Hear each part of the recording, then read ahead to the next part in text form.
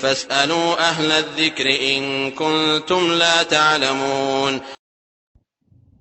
ওয়ালাইকুম আসসালাম ওয়া রাহমাতুল্লাহি ওয়া বারাকাতুহু। বাহরাইন থেকে আমাদের এক ভাই জানতে চেয়েছেন যে স্পিরিটে খতমে তারাবি পড়া উত্তম নাকি ছোট সূরা দিয়ে ধীরে স্থিরে তারাবির নামাজ পড়া উত্তম, এ ব্যাপারে তিনি জানতে চেয়েছেন। আলহামদুলিল্লাহ ওয়াসসালাতু ওয়াসসালামু আলা রাসূলিল্লাহ। সম্মানিত ভাই, কুরআনুল কারীমে আল্লাহ রাব্বুল আলামিন বলেছেন, ওয়ারাত্তিলিল কুরআনা তারতিলা। কুরআন তুমি তারতিলের সঙ্গে তেলাওয়াত করো, অর্থাৎ তাজবিদ, ধীর স্থিরতা শুদ্ধ করে তেলাওয়াত করাটাই হলো কোরআনুল কারীমের হক আদায় করা। কিন্তু এই কোরআনুল কারীমকে যদি আমরা কেউ খেল তামাশার বস্তু হিসেবে গ্রহণ করি, এখান থেকে যদি উপকৃত না হয়, তাহলে এটা মুসলমানদের কাছে কাম্য নয়। কোরআনুল কারীম রমাদানের মুবারকে নাযিল হয়েছে। আল্লাহ বলছেন, শাহরু রমাদান আল্লাযী উনজিলা ফীহিল কুরআন।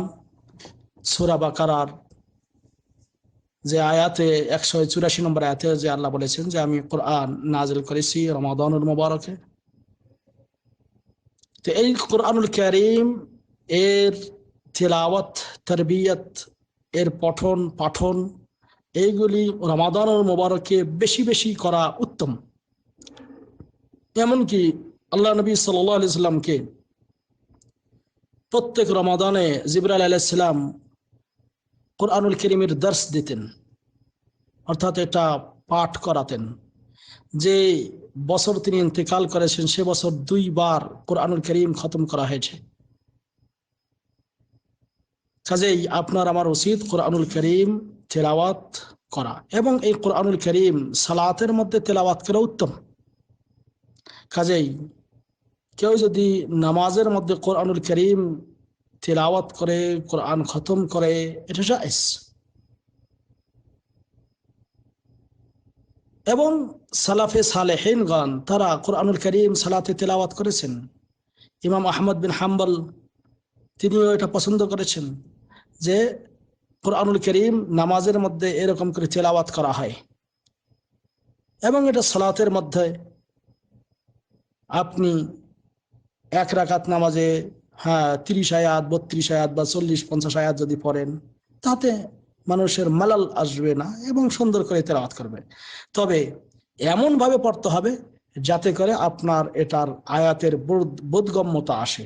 কারণ আল্লাহ বলছেন যে আফালা ইয়াতাদাব্বারুনাল কুরআন, তারা কি কোরআন নিয়ে গবেষণা করবে না? আম আলা কুলুবিন আকফালুহা, নাকি তাদের অন্তরে মোহর লাগিয়ে দেওয়া হয়েছে, তালাবদ্ধ করা হয়েছে।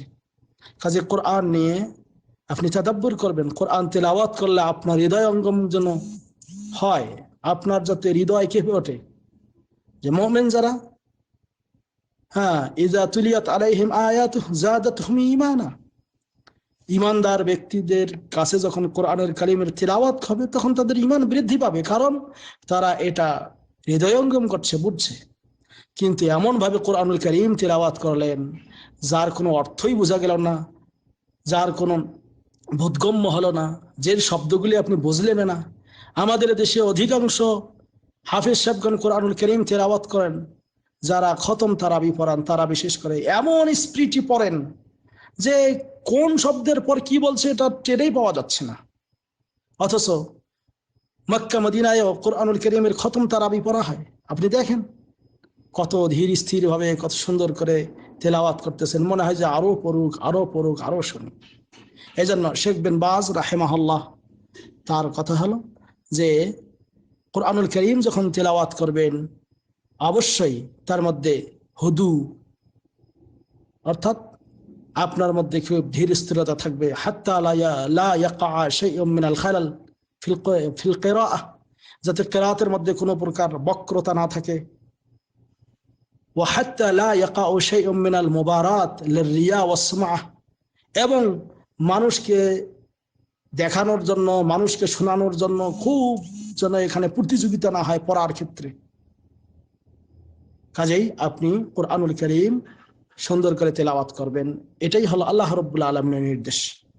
আর যারা সালাতুত তারাবি, ছুটা তারাবি এমনি পড়েন, যদি ধীর স্থির ভাবে সুন্দর করে পড়েন জায়েজ, কোনো সমস্যা নেই। তবে খতমে তারাবি কেউ যদি পড়েন, পড়া জায়েজ, কিন্তু অবশ্যই সেখানে তারতিলের সঙ্গে হতে হবে।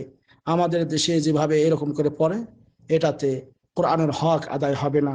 এবং অনেক সময় এমন স্পিডে সালাত আদায় করে যে রুকু সিজদা পর্যন্ত ধরতে পারেন না।